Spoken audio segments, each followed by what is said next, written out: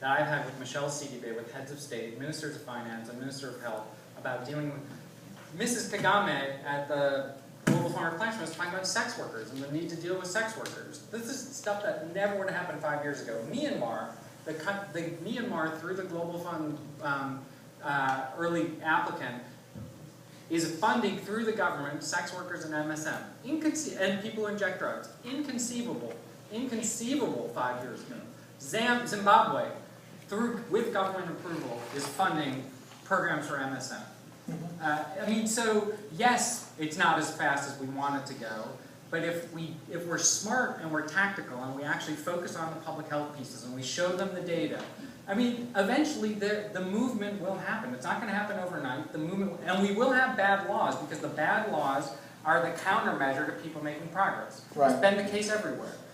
So we're going to have to live with it and just be smart at how we do it. And it does mean that we need to save funding to keep those catalytic pieces going. And that's what I'm talking about, and that's what we're advocating for. Have a much more refined approach, not just a one-size-fits-all, but as the country advances economically, what you do and how you engage is different.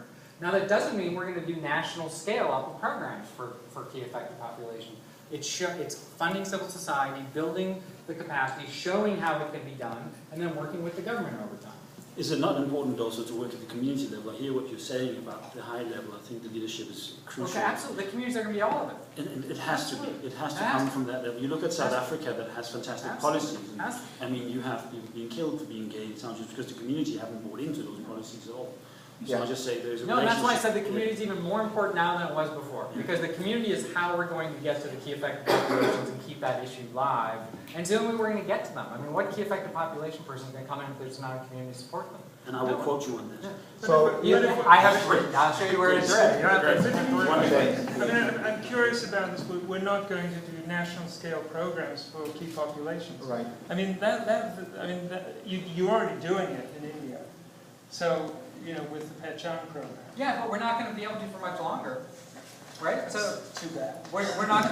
We can't. We just can't. I mean, because what that program is doing is actually building the capacity of civil society to be that partner in government that I think in the longer term we need. But in that transformation of community-based organization into an organization that's able to manage a program, and manage the funds, and deliver record and deliver the results to the Global Fund or to the government. I mean, it isn't something that just happens overnight. No, I'm not saying overnight. It is something we should be doing for a time, but it has to transition. It's not something we're going to be doing as countries move into high income, for example. But it is our core business in countries as they move along, so that people don't get left behind. I mean, you can make the same argument here, for that matter, or in the United States, where MSM are left behind, or a whole bunch of other places. So, it's not as if this is the only place it's happening. It's very difficult to explain to a donor that we're just going to do a national scale program because the government doesn't want to do it when they have their own problems back home. That's where it comes part of our responsibility, and this doesn't happen overnight either. When you start that program, to begin the political strategy that leads to the societal change that allows it to be picked up over time. It's not going to happen overnight. But you can't give it you can't say indefinitely we're going to do this. But 20 years definitely, and 20 years might be how long it takes to undo the damage that happened in India in December.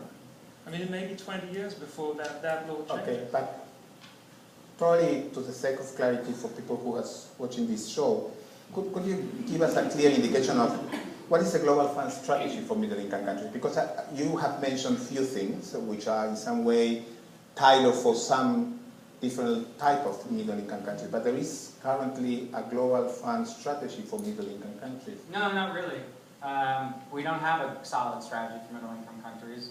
We don't have a good solid strategy for any group of countries right now, actually. That's actually the purpose of the process we're engaged in, which is look at the development continuum and actually lay out for countries in different places, what are you trying to do there? What's the objective?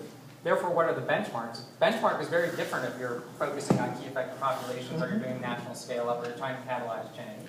And then what's your timeline? How do you hold yourself accountable? And how do you do that in a fragile state? How do you do that in a low-income country, a middle-income country, a country that's a high middle-income country, a country that's almost self-sustaining? I just came from signing our first true results-based financing grant in Rwanda. They're not self-sustaining, but they can run their own programs, and we need to be much more refined. And the new funding model gives us that opportunity. So we are developing, and Sean began our strategy committee began this. We're creating a new policy hub at the Global Fund. It's kind of remarkable. I mean, we've never had actually a functioning policy structure, right, so that we can actually put that forward. And I think by the end of this year, early into next year, we'll have it. But we have pieces of it, but that's the thing, we have pieces of it. It's not a clearly defined strategy, and it's up to our board to look at it and say, this is right, this is what we're going to do. And they might say, you know, in a country, we will accompany for X period of time, but here are the benchmarks. And if you see no progress, it's pretty hard to say, just keep funding. I have a question, but